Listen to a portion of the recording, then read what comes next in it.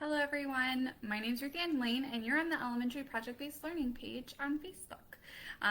Welcome if this is your first time. We are starting a new series today all about building a strong PBL classroom. So this is a great back to school topic if you are just starting off on your project-based learning journey, or if you've been on your journey for a while and maybe just want to talk about a couple of the areas that we are hosting. So this is, I think, is a 6-week series. But it's several weeks, and this week's topic is all about caring adults.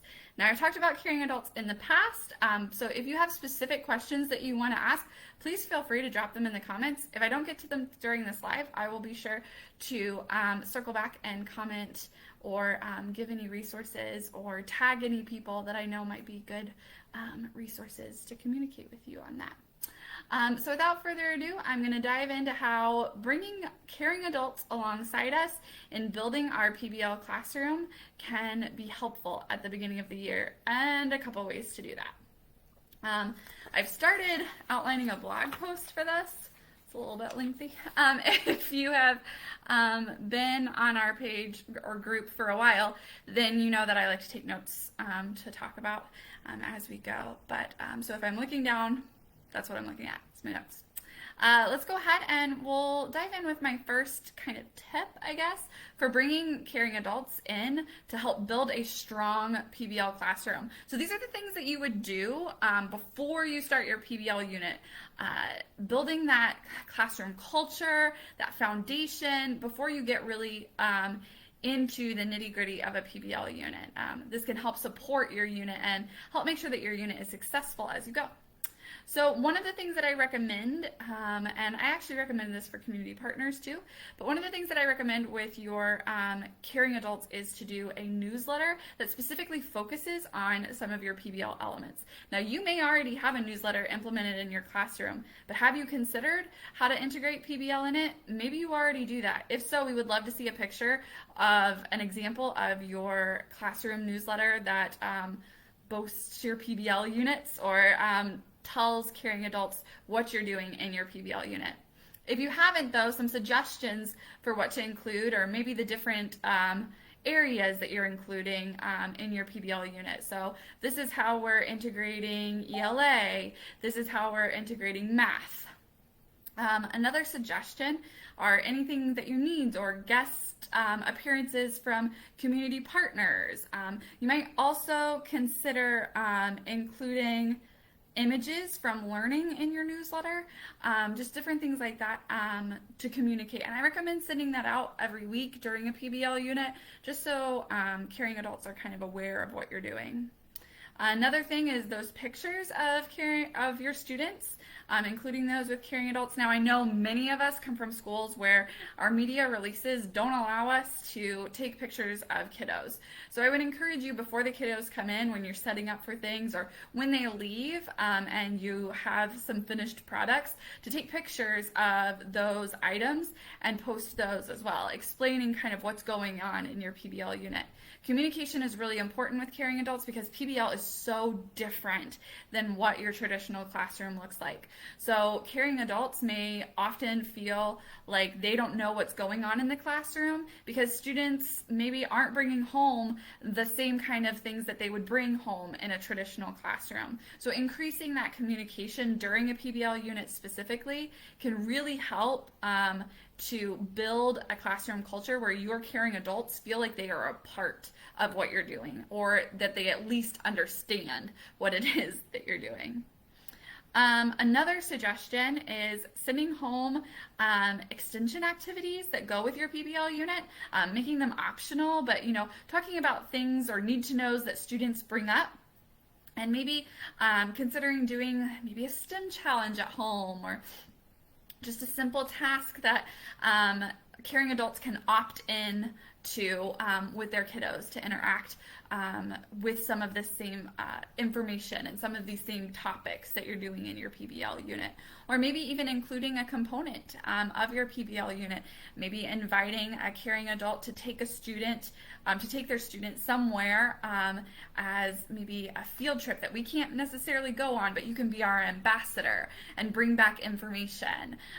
Caring adults will really enjoy things like that because they can take pictures with their kids, and it creates an experience for them. And that doesn't have to be something fancy. It doesn't have to be that we went to a fancy museum.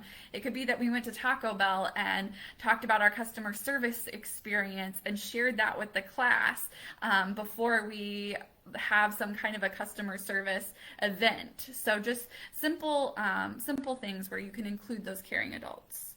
I also think that it would be really cool, and I never did this, but actually when I was brainstorming, I thought, oh my gosh, I don't know why I never did this.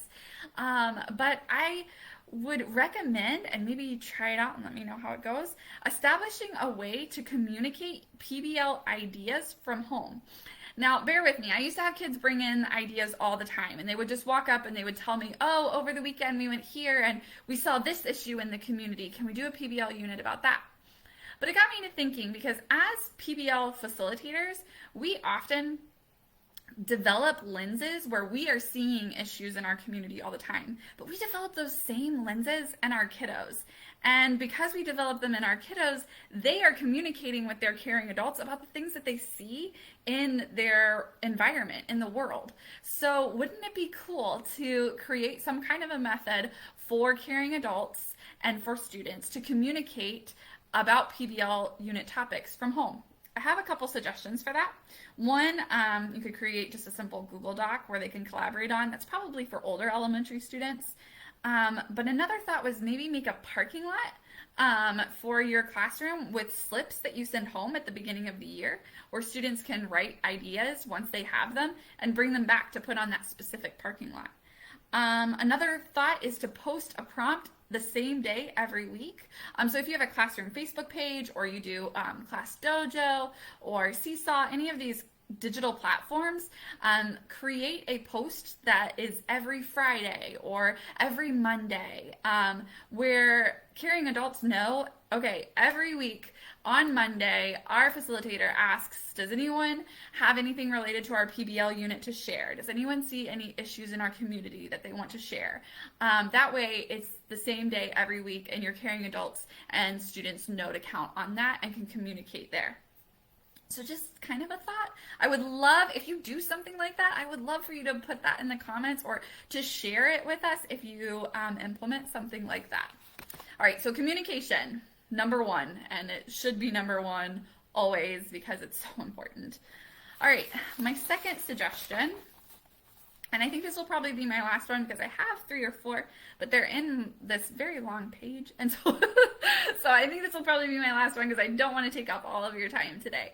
But my second suggestion is to educate. So we're focused on communication. We're going to move on to education. How do we educate caring adults about what it is we're doing in the classroom?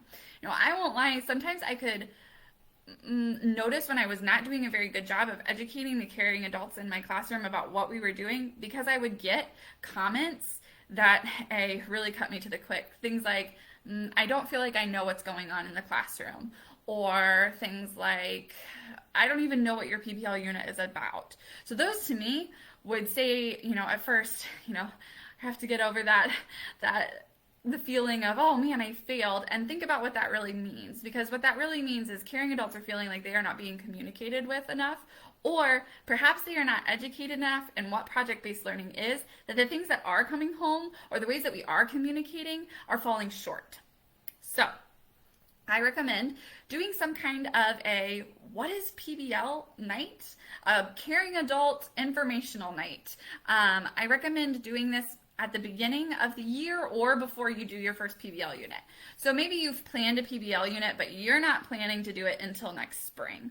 That's totally fine. But I encourage you maybe in December, before students come back from the spring, to host a caring adult PBL night. And you could do this virtually with Zoom, or you could do this in person, or you could honestly do a combination of both. Because after COVID, this is something that, we may be seeing as a shift. We can do parent-teacher conference or informational nights where we host both virtually and in person. And I encourage you to consider doing something like that. I created a caring adult, I'm going to post it here for you, a caring adult slideshow pack that you can take a look at. I'm going to give it away for free to the first 5 people that comment on this video. If you are interested in it, I'll number the comments so that you know, but the first 5 people that comment on our video that kind of, just say, hey, or yes, I would like that, I will send it to you, and I would love to have your feedback on it. I literally just posted it yesterday, but it is all about a caring adult informational night. That's pretty much what it is. It comes with a slideshow and a few handouts and resources. So I would love to give that to some of you and kind of get feedback on what you think. But be sure to click on that link so you can take a look at it, if only so that you can see kind of where my head was at with that idea. Okay. The next idea is to post informational articles and videos about PBL. So I encourage you, if you use some kind of a digital platform or if you send home a newsletter, to just include maybe an example video from Edutopia that showcases a PBL unit in an elementary classroom, or to send home an article from PBL Works that talks about an element of PBL, just so that parents have resources. Are all of your parents going to look at it? No. Are all of your caring adults going to take the time to watch the video? Probably not. But the fact that you took that extra step, those, 5 caring adults that do look at it will definitely appreciate it and learn something.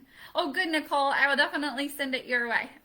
Okay, so my next point in educating is to lean into your pain points. And I kind of touched on this a little bit, but one of the things that slideshow that I included in the links shows is a chalk talk with caring adults. And one of them is something as a veteran PBL facilitator that I've noticed every year is kind of a concern for caring adults, especially caring adults who are new to project-based learning.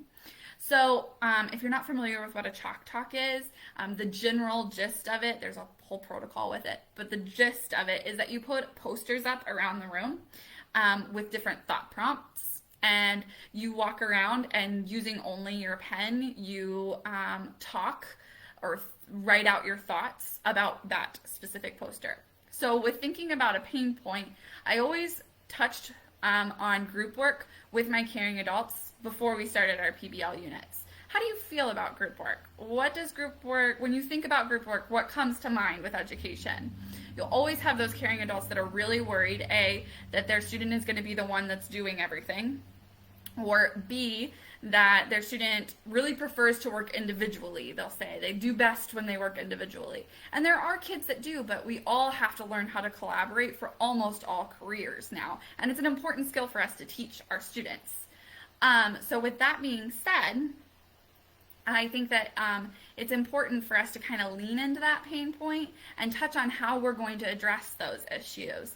Well, hopefully your student won't be doing all of the work, because we ensure through group roles and tasks that the students create themselves, that every child has specific things that they have to accomplish in order to get the group work done. As well as students are really excited about this group work because it specifically answers a real world problem that they're really interested in.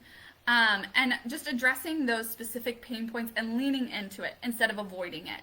Because a lot of times what we want to do is kind of avoid those, because sometimes we also reflect on them as feelings in our instruction when a caring adult brings something like that to us. I don't know about you, but sometimes I would take that on as, oh man, I really am stinking in this one area, or, well, how dare they say that to me? I work so hard in that one area.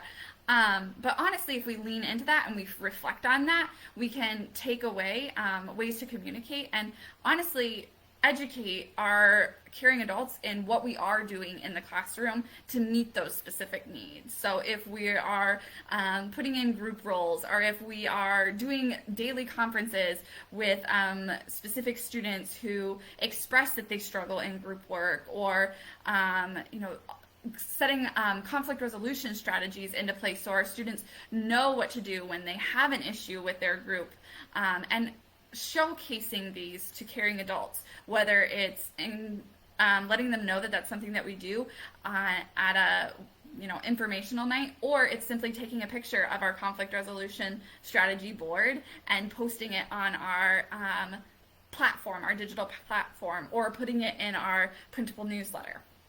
So thinking about those pain points, thinking about those areas that caring adults are frustrated or have expressed frustration in the past, and trying to meet those before the year really begins.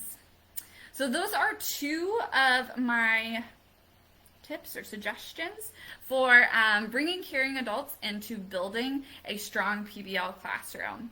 Hopefully you enjoyed this video and got some out of it. I will, when I'm finished writing this blog post, which I am almost finished, I will post the link in the comments so that you can give it a read. I will also make a public post in our group. That way, if you miss it in the comments, you can check it out there. So far, we've only had one person comment for that free Caring Adult 101 night. So feel free to drop a comment and I will send it your way. I would love your feedback. Next week, please join us. We are going to continue our Building a PBL Classroom series, and I look forward to seeing you next Monday at 8 p.m. Eastern. Thank you, everyone. Bye.